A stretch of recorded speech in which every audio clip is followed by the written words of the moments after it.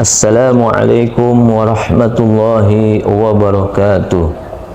Alhamdulillah nahmaduhu wa nasta'inuhu wa nastaghfiruh wa na'udzu billahi min syururi anfusina wa min sayyiati a'malina. May yahdihillahu fala mudhillalah wa may yudhlil fala hadiyalah.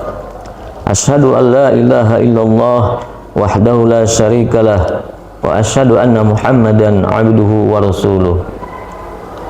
Yaqulu tabarakallahu ta'ala ya ayyuhalladzina amanu taqullaha haqqa tuqatih wa la tamutunna illa wa antum muslimun. Wa qala an-nabiy sallallahu alaihi wasallam man salaka tariqan yaltamisu fihi ilman sahhalallahu lahu bihi tariqan ilal jannah. Ikhwani fillah, a'azzani wa iyyakum ajma'in. Hadirin wal hadirat, muslimin wal muslimat rahimakumullah. Mari sama-sama kita tak bosan-bosan dengan mengucapkan alhamdulillah, syukur kepada Allah Subhanahu wa taala atas nikmatnya sehingga kita bisa diberikan umur yang panjang dan keberkahan dari Allah Subhanahu wa ta'ala.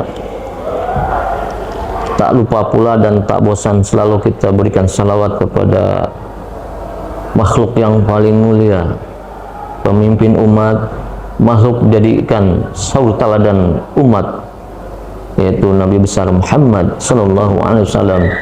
Laqad kana lakum fi Rasulillah iswatun hasanah. Makhluk is the best, makhluk yang paling hebat, yang jadikan suri teladan oleh kita semua.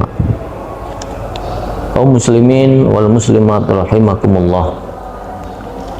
Alhamdulillah, izinkan saya kembali untuk menyampaikan tausiah tentang approaching learning, pendekatan pembelajaran dalam bahasa Inggris dan bahasa Arab. Karena kedua bahasa ini untuk saat ini sangat-sangat penting untuk kehidupan kita, untuk bekal kita bahagia dunia dan akhirat. Belajar bahasa Inggris dan bahasa Arab merupakan dan juga membutuhkan approaching, learning, pendekatan-pendekatan yang disesuaikan dengan struktur, dengan grammar, dan sesuai kontekstualnya masing-masing. Kita ketahui bahwa pembelajaran bahasa Arab, bahasa Inggris hampir memiliki persamaan, di mana bahasa Inggris ada beberapa kemampuan yang harus dikuasai sama dengan bahasa Arab. Bahasa Inggris ada kemampuan speaking, bahasa Arab al-kalam, kemampuan writing, al-kitabah, kemampuan listening, al-istima', dan juga kemampuan al-qira'ah atau reading.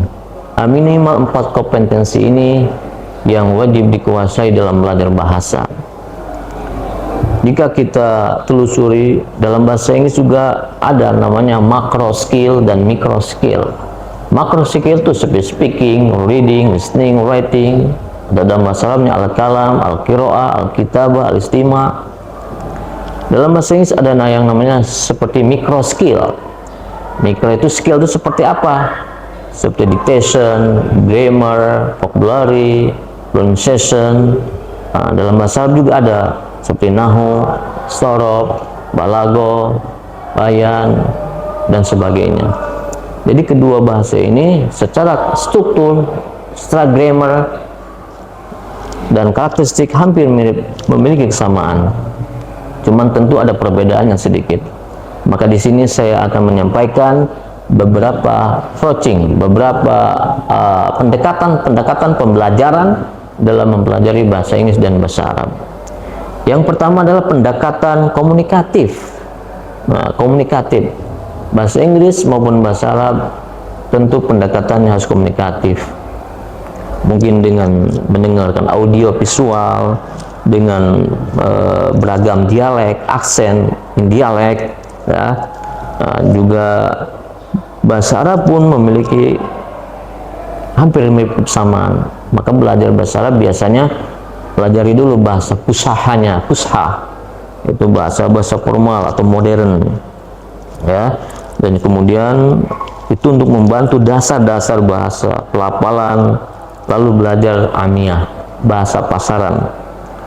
Ya, contohnya seperti sup. Nah, sup ini bahasa pasaran, ya. Kalau dalam bahasa fushahnya undur. Sama dalam bahasa Inggris juga ada bahasa pasaran, namanya bahasa slang. Contoh seperti black and blue. Nah, black and blue ini bahasa pasaran atau slang atau amiyah. Nah, black and blue itu kalau dalam bahasa slangnya acak-acakan. Atau give me five. Nah, give me five. Nah, give me five ini bahasa pasaran yang artinya tos atau memberikan 5 jari atau tos. Maka Inggris maupun Arab itu ada bahasa fusha, ada juga bahasa amiyah, ada slang, ya, ada British dan juga American style dan British style. Itu yang pertama, itu pendekatan komunikatif. Dua-duanya harus komunikatif, harus dibicarakan. Bahasa itu arbiteren. Apa itu arbiteren? Kesewenang-wenangan, ngomong aja gitu. Seperti bayi yang baru lahir tidak ada beban, mau ngompol, mau nangis ya nangis aja, mau ngompol aja. Begitupun bahasa itu ngomong aja, mau salah, mau campur aduk, mau sesuai dengan grammar, secara nahu, secara sorof, itu nggak masalah. Yang penting speak up, ngomong. Itu pendekatan komunikatif. Yang kedua adalah pendekatan struktural atau grammatical, grammar, tata bahasa. Dalam bahasa Inggris tentu kita mempelajari grammar atau struktur. Dalam bahasa Arab pun kita belajar tata bahasa.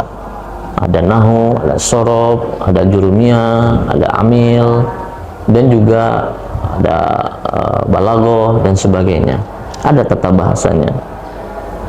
Namun perubahan kalimat Arab dan Inggris berbeda. Bahasa Inggris kita kenal dengan ada verb, ada transitive verb, intransitive verb, ada noun, ada adjective, ada pronoun, ada verb, ada conjunction, ada plural, ada singular, ada question take dan sebagainya. Banyak garapan-garapan grammar. Ya, bahasa Arab pun kita pelajari seperti fi'il, maf'ul, kemudian juga fa'il, kemudian mudhaf, mudhaf ilaih, na'at, man'ut, sifat mausuf, kemudian dalam balaghah ada musabbah, musabbah bi, ya, kemudian ada fi'il amr dan sebagainya. Hanya dari pendekatan grammar bahasa Arab dan bahasa Inggris sedikit berbeda. Bahasa Arab perkembangan kalimatnya itu lebih banyak dibanding bahasa Inggris. Contoh, dalam bahasa Inggris ada namanya imperative sentence atau kalimat perintah, kalimat perintah. Nah, dalam bahasa Arab kita kenal fi'il amr. Nah, dalam bahasa Inggris imperative sentence atau kalimat perintah cuma satu. Contoh, go, pergi. Go, pergi. Eat, makan. Drink, minum. Jadi kata perintah atau imperative sentence dalam bahasa ini cuma satu, go aja. Tapi lihat perubahan dalam bahasa Arab. Bahasa Arab lebih banyak perubahan rootnya, akarnya. Ya. Contoh fi'il amr. Go, idhab. Idhaba, idhabu, idhaba, idhabi, idhabna. Idhab, idhaba, idhabu, idhabi, idhaba, idhabna. Ada 6. Dalam bahasa Arab perubahan kalimat fi'il amr itu ada 6. Maka lebih banyak. Kalau bahasa ini cuma satu, go, go aja, eat aja, drink aja. Kalau bahasa Arab kan idrib, idriba, idribu, idribi, idriba, idribna. Ada 6. Nah, itu lebih banyak bahasa Arab. Secara grammatical, secara strukturnya. Nah, bahasa Inggris lebih sederhana. Contoh verb atau fi'il. Dalam bahasa Inggris cuma 3. Speak, spoke, spoken. Tell, told, told. Drink, drank, dang. Sing, sang, sang. See, saw, seen. Speak, spoke, spoken. Read, wrote, written. Read, read, read. Get, got, gotten. Cuma 3. Namun perubahan dalam bahasa Arab banyak, seperti doroba, doroba, dorobu, dorobat, dorobata, dorobna, dorobta, dorobtuma, dorobtum, dorobti, dorobtuma, dorobtuna, dorobtu, dorobna. Ada 14. Bahasa Inggris cukup 3. Ya. Kemudian dalam bahasa Arab ada istilahi, ada juga lugawi. Dalam bahasa Inggris cukup 1 aja. Nah, jadi pendekatan pembelajaran bahasa Arab itu lebih banyak rootnya, akar perubahan kalimatnya. Kalau bahasa Inggris itu lebih sederhana hanya 3. Yang ketiga adalah pendekatan impersif. Apa itu pendekatan impersif? Yaitu penyelaman bahasa. Dalam mempelajari bahasa Inggris maupun bahasa Arab, bisa kita secara online atau secara virtual, atau juga bisa melalui baca-baca berita, mendengarkan native speaker berbicara. Bahkan bahasa Arab bisa kita belajar artikel atau kitab-kitab yang gundul atau bahasa Inggris dengan mendengarkan berita-berita dalam bahasa Inggris. Itu namanya pendekatan impersif, yaitu penyelaman bahasa. Kemudian yang keempat adalah pendekatan kontekstual dan budaya. Dulu kita belajar CCU. Apa itu CCU? CCU itu adalah cross cultural understanding, di mana kita belajar budaya-budaya mereka. Budaya di luar mungkin beda dengan budaya Indonesia. Mereka itu sukanya to the point, tidak suka basa-basi seperti orang Indonesia. Maka kebudayaan Arab, kebudayaan Inggris pun perlu kita pelajari untuk meningkatkan literatur kita. Nah, yang kelima adalah pendekatan multimedia dan teknologi. Alhamdulillah di zaman digital ini kita belajar bahasa baik Arab maupun Inggris dimudahkan dengan kemajuan teknologi. Ada AI itu artificial intelligence atau kecerdasan buatan. Kita bisa belajar bahasa Inggris dengan melalui aplikasi seperti apa? Duolingo, Memrise, kemudian Babel, podcast, YouTube, DID, Pictory AI, TTS Maker, and Lumen 5. Nah, itu bisa kita gunakan, manfaatkan perkembangan digital AI itu untuk memudahkan kita belajar bahasa. Atau belajar aplikasi bahasa Arab, kita bisa lihat seperti aplikasi Monly, Memrise, atau audiovisual yang lainnya. Banyak aplikasi-aplikasi yang bisa kita manfaatkan untuk menunjang pembelajaran kita dalam menguasai bahasa. Nah, yang terakhir adalah pendekatan rutin dan konsisten. Tentu kita dalam belajar bahasa harus punya jadwal yang rutin. Minimal kita mempelajari menghafal kosakata paling sedikit 5 kosakata kita hafalkan. Kalau seminggu udah 35. Kalau kita rutin dan konsisten menghafal kosakata, kemudian praktekkan, insya Allah kita istiqomah dan kita akan menjadi kamus berjalan.